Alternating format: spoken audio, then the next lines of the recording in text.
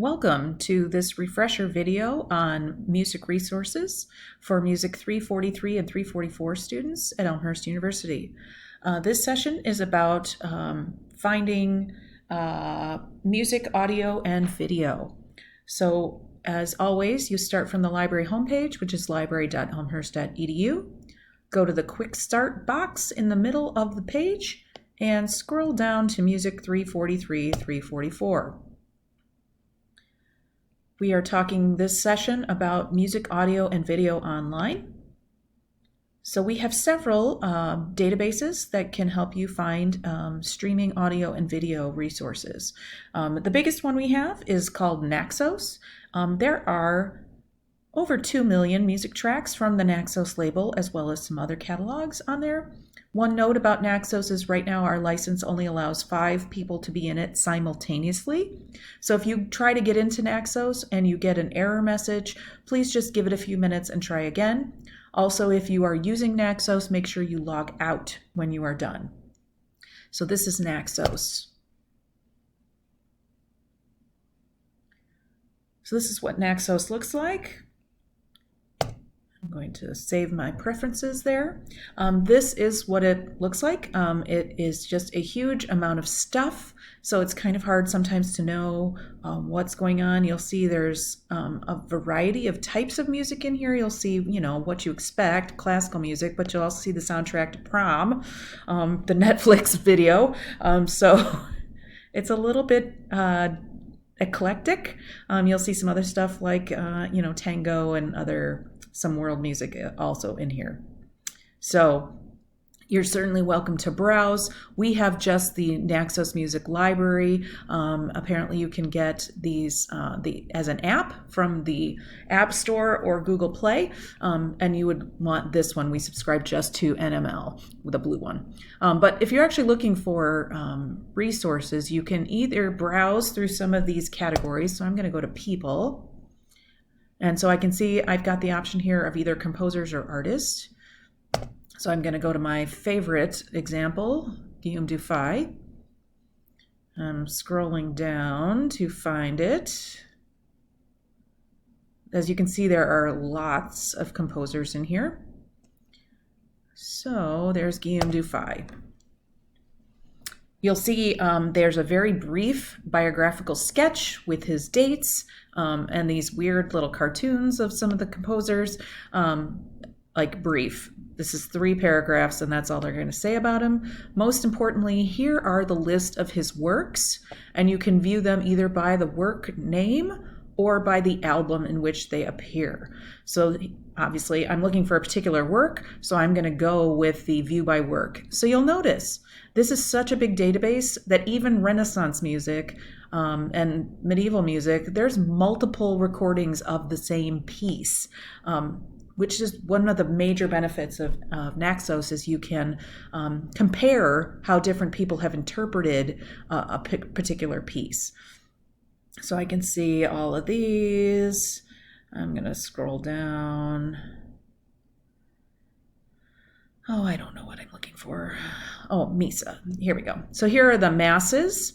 So I'm going to grab one of these. I'm going to look at the La Marmé Mass.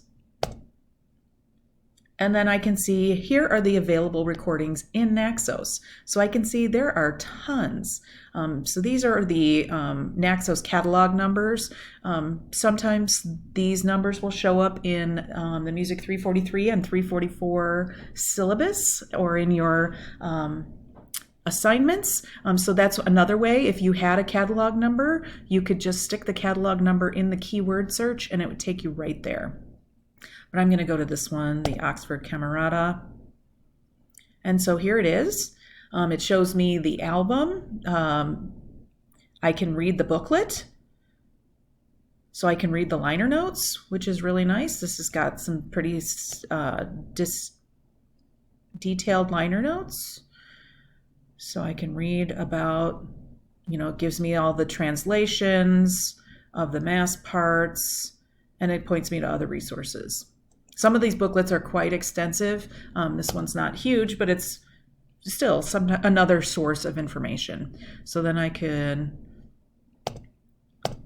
go to a particular part of the mass.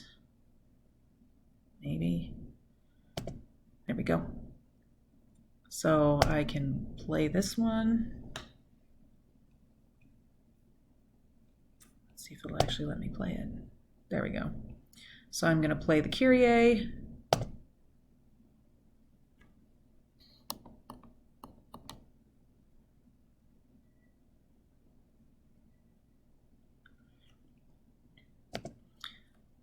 I have my detailed information about that.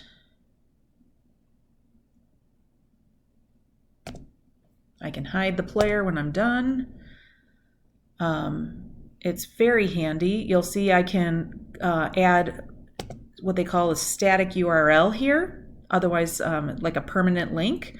So if I wanted to come back to this, I can just grab this link for the La Marmee. I can just copy that, stick it in a document or a PowerPoint presentation, and it will just launch that piece when I get to it. So you'll see each track has its own unique URL, or you can just go to the album itself. So it's very handy. You can see that. And here it is. If I just want to come back to this recording of the La Marmee Mass, I could then just grab this and come back to it. So I could have also used the keyword search. So lots of people have done La Marmee masses, so I can see Akagem and Palestrina, Josquin.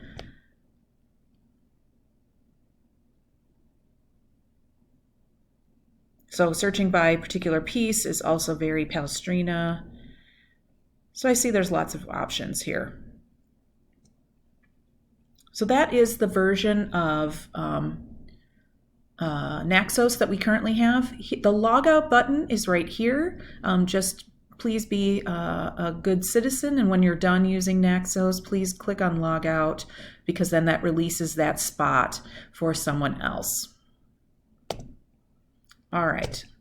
So Naxos is our sort of granddaddy of sources, but we also have some other sources. Music Online is our other database of streaming audio, video, reference, and scores. So I'm going to go to Music Online.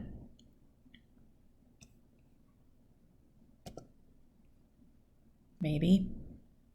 Here we go. So this is Music and Performing Arts. You'll see there are 900,000 albums in here. This is a broader selection than the Naxos. It's a smaller database, but they cover more types of music. There's a whole subsection called American music, classical music, some other collections that are included: the Jazz Music Library, the Popular Music Library, Contemporary World Music, and the Smithsonian Global Sound for libraries. So there's quite a few collections that are included in Music and Performing Arts. So if I go to the classical music section, I can actually browse by composers. And I'm going to jump to, I'm just going to look for them. There's Guillaume Dufay.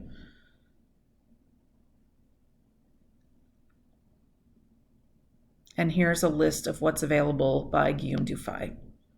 Unlike, you'll notice, their medieval and Renaissance collection is pretty small. So you'll see, we only have 8 things here in the whole database, where we had, 8 versions of one piece in Naxos. But it's alternative sources. You may see a few of these in your assignments as well. But it's an alternative source for finding information. So I can see here, there are filters that I can use here, in this case with only 8 things. I don't need that, but I could. I'm going to go back. I could also look at film music, jazz music, popular music. I could just browse performers. And so you'll see I'm getting all sorts of people. So it starts with ones whose names start with a number or a symbol. but here's some other people.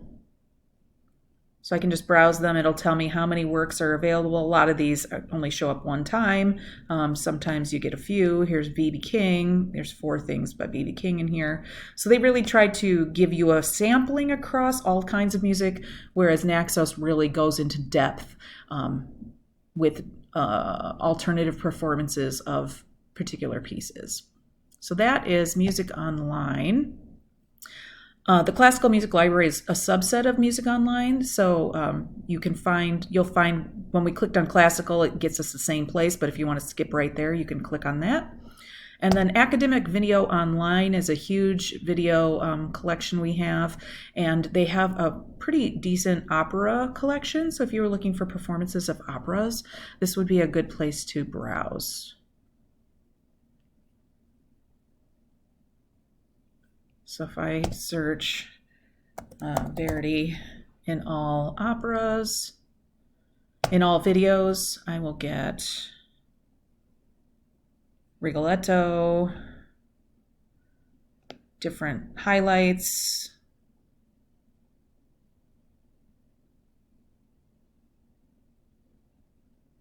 so a wide assortment of concerts and opera presentations.